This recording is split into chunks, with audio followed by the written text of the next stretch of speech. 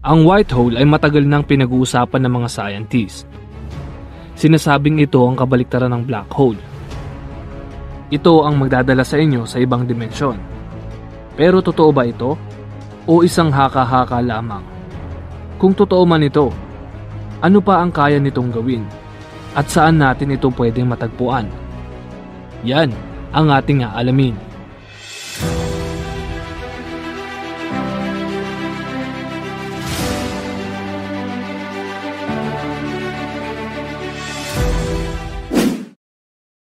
Ang white hole ay isang mathematical imagination na hindi pa nakikita ng sinuman. Hindi pa napapatunayan kung mayroon ba talagang white hole. At wala namang sapat na batayan ng mga scientists para sabihing hindi ito totoo. Ang ideyang ito ay nagmula kay Albert Einstein. Nang matapos niya ang kanyang pag-aaral na tinawag na General Relativity noong 1915. Ang pag-aaral na ito ay tumatalakay sa paggalaw ng mga bagay sa kalawakan sa pamamagitan ng gravity.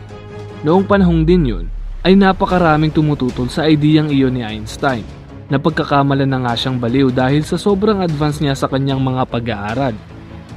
Umabot ng 4 na taon ang diskusyon na hindi ito totoo. Pero kinalaunay, walang sino mang kayang magbigay ng higit pa na pag-aaral sa pag-aaral na nagawa ni Einstein. Isa ito sa mga dahilan kung bakit tinitingala ng marami si Einstein dahil sa kanyang theory of relativity. Magpasa hanggang ngayon ay ito ang nagiging batayan kung bakit hindi imposible ang pagkakaroon hindi lang ng white hole, pati na rin ng wormhole, parallel universe, multiverse at marami pang teorya na nagsasabing hindi lang tayo ang nabubuhay sa universe. Kung gusto nyo pa ng dagdag kaalaman sa theory of relativity ni Einstein ay maglalagay ako ng link sa baba. Dahil kailangan natin ng mahaba-habang oras para maintindihan ng husto ang kanyang teorya. Simplihan lang natin. Ang black hole ay parang sink sa inyong lababo na kayang higupin ang lahat ng anumang dadaan dito. Ang white hole naman ay parang faucet na tinutulak lahat papalayo sa kanya. Pinaniniwalaan ng mga scientists na ang white hole ay nasa kabilang dulo ng black hole o nasa kabilang dimensyon kung nasaan tayo ngayon. Mayroon lamang itong dalawang pangunahing parte. Una ang singularity. Kung sa black hole ay pinakamalakas na pressure papaloob, ito naman ay napakalakas na pressure papalabas. Ito ang magtutulak sa iyo ng sobrang bilis na mas mabilis pa sa speed of light. Ang pangalawang parte naman ay ang event horizon. Ang punto kung saan walang anuman ang bagay na pwedeng makapasok. Kumbaga, parang siya yung kaklase mo ng high school na may amoy. Walang sino man ang gustong lumapit. Oh no! Pero kung ikaw yung best friend, tatapatin mo o titiisin mo?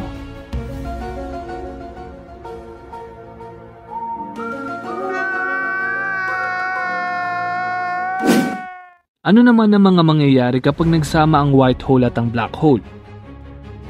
Dahil nga ang white hole ay kabaliktaran ng black hole, sila ay konektado ng theoretical tunnels ng ibang lugar at panahon. At yun ang tinatawag ng wormhole. May mga nagsasabing kung ano man ang mahulog sa black hole ay daraan sa space-time tunnel at lalabas sa isang white hole. Ibang lugar at ibang panahon. Sinabi rin sa teoryang ito ay may posibilidad na mayroon tayong mirror image na matatagpuan sa ibang dimensyon.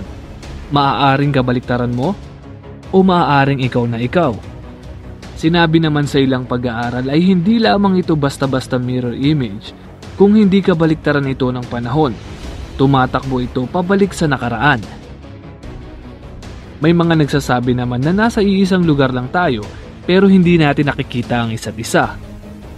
Ang iba na may sinasabi, tayo ay clone lamang ng ibang universe. Ikaw, paano ka nakasisigurong totoo ka? Porque ba kapag kinurot mo ang sarili mo at nasaktan ka ay masasabi mong ito na ang realidad? Pag-isipan mong mabuti. Dahil ang mga scientists ay may mga teorya patungkol sa parallel universe at multiverse na nagsasabing may posibilidad na hindi tayo nag-iisa.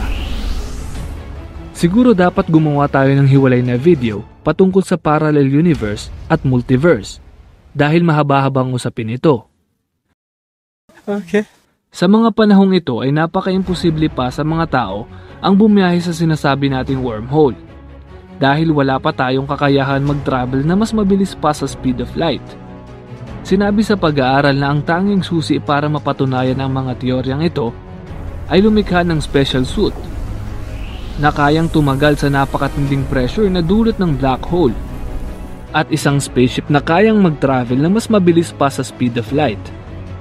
Dahil ang pressure na nagmumula sa mga hole na ito ang nakikitang pinakadahilan kung bakit hindi natin mararating ang kabilang universe. Ganon din ang speed of light. Dahil kapag bumiyahe tayo sa wormhole na ito, ay bago pa man din tayo makarating doon, ay matanda o patay na tayo.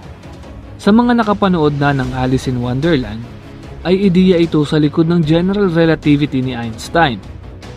Si Alice ay pumapasok sa isang balon o tunnel na nagdadala sa kanya sa ibang dimensyon, ibang panahon, at mga kakaibang nilalang. Pero alam nyo ba mga kapantas, may iilang pag-aaral na sinasabing napaka-imposibleng magkaroon ng ibang dimensyon dahil ang white hole ay nandito sa ating dimensyon o nasa ating universe. Hindi lang natin ito nakikita dahil sobrang bilis nitong mawala. Sabi sa ilang teorya ay kapag namatay ang isang black hole, ay magiging white hole muna ito sa isang iglap lamang bago tuluyang maglaho sa kalawakan. Pinaniniwalaan din sa teoryang ito na ang Big Bang Theory ay isang white hole. Sa madalit sabi, nagsimula ang lahat sa pinakamalaking black hole sa universe na naging white hole at pinagmula ng pagsabog. At yun ay ang Big Bang Theory.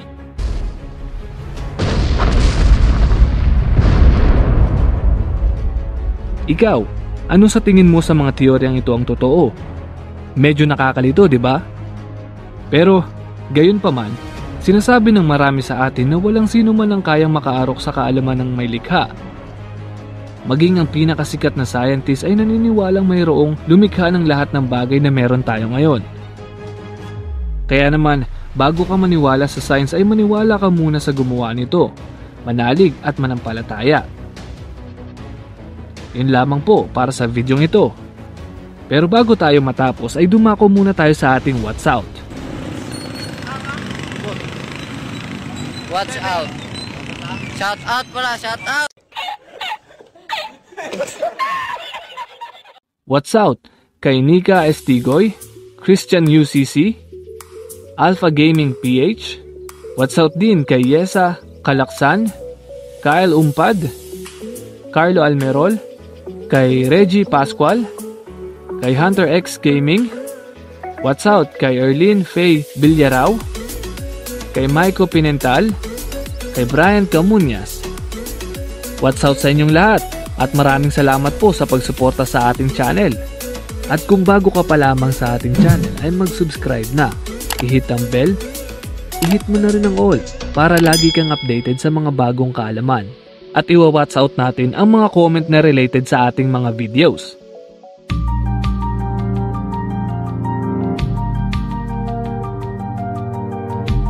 Muli, ito si Mr. Pantas at sa channel na ito, libre ang matuto.